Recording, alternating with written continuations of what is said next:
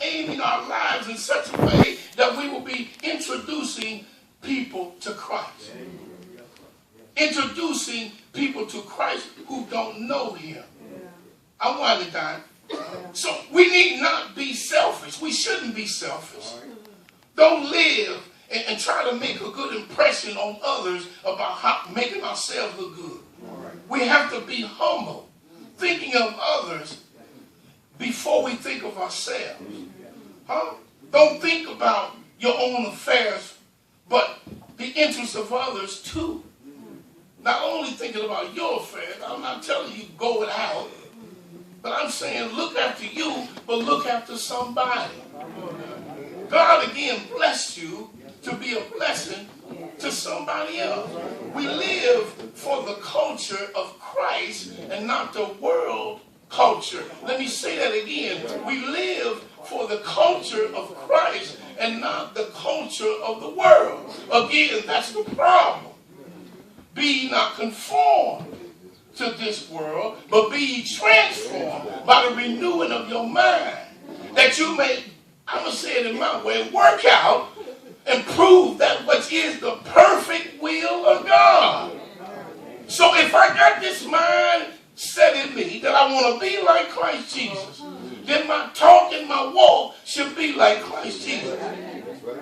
I shouldn't be sometime up and sometime down, sometime hot and sometime cold. Another choice we must make again and again is whether or not we live in the culture of Christ. In the early days, the church leaders like Paul and Peter called on freshly saved believers to make different choices. And they made the one to follow Christ. Talking about the new Christian, Peter says as a result, he does not live the rest of his earthly life for the evil of human desires, but rather for the will of God. For you have spent enough time in the past doing what pagans choose to do, living in debauchery and lust and drunkenness and orgies and carousing and detestable idolatry. You can find that in 1 Peter. That's what's wrong with us today. We're making wrong choices. Live to do God's will right now while the blood is running warm in your veins. I'm a living witness. I'm a young 55, but I can't do some of the things I used to do at 15. And had I made the right choices at 15, I wouldn't be trying to do some of the stuff I'm doing right now at 55. So while you're young, do it right. Do it right. The world system pulls on us every day, trying to drag us one way or another. It don't matter. It could be advertising. Oh, you use Tide? No, don't use Tide. Use all. Every day, the world is pulling on us. Are you a Democrat? No, you should be a Republican. Or maybe you want to join the Tea Party.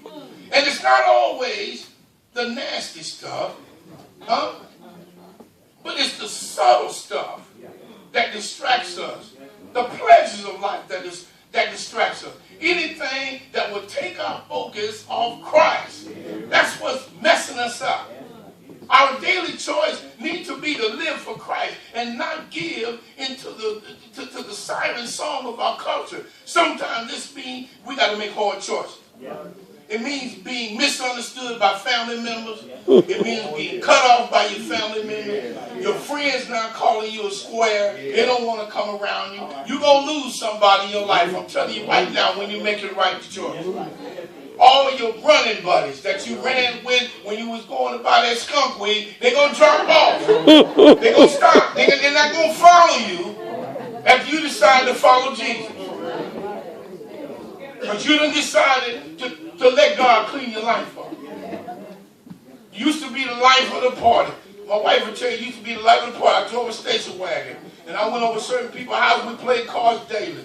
I had the liquor, I had everything. When my car pulled up, that come the wagon. Folks from every house around came out because the party was pulling up. But when I accepted Christ, they don't come by and see me. I see them every now and then. Some I haven't seen in 10 years. But you know what this morning, church? That's all right with me. Because if you was really my friend in the first place, you come around even more right